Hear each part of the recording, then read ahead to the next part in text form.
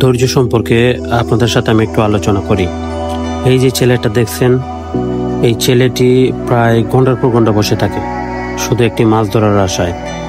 আর আমি তো অনেক জায়গায় যাই, আর এইসব লেকে, প্রত্যেকটা লেকেই এখন এইরকম একজন দুইজন বা সাইডে বাইডে দেখা যায় কি আর অনেক মানুষ আছে যারা মাছ ধরতে বড়শি পালায়। আমরা ছিলাম এখানে প্রায় 1 ঘন্টার মতো। 1 ঘন্টার মধ্যে এই ছেলেটি একটি মাছও ধরতে পারে নাই। এখন আপনি বুঝেন সে কতটুকু সময় এখানে ব্যয় করতেছে শুধু একটি মাছের আশায়।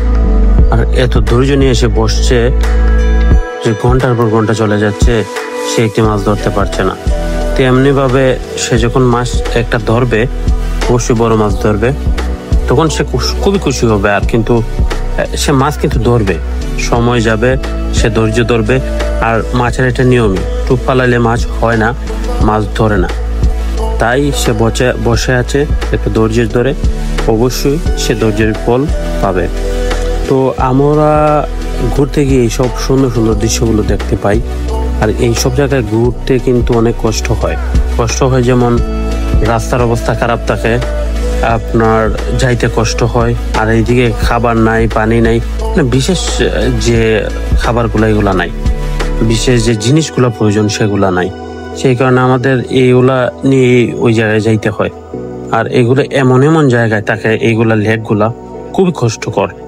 আপনি যদি একবার যান তাহলে দ্বিতীয়বার যাওয়ার জন্য আপনাকে অনেক চিন্তা ভাবনা করতে হবে। তারপরও আমরা সৌন্দর্যের কারণে প্রত্যেকটা জায়গা ঘুরি, প্রত্যেকটা জায়গা নিয়ে খুবই সুন্দর সুন্দর জিনিস আপনাদেরকে দেখাই, আমরাও দেখি। আমাদের জন্য দোয়া করবেন, অবশ্যই। ধন্যবাদ।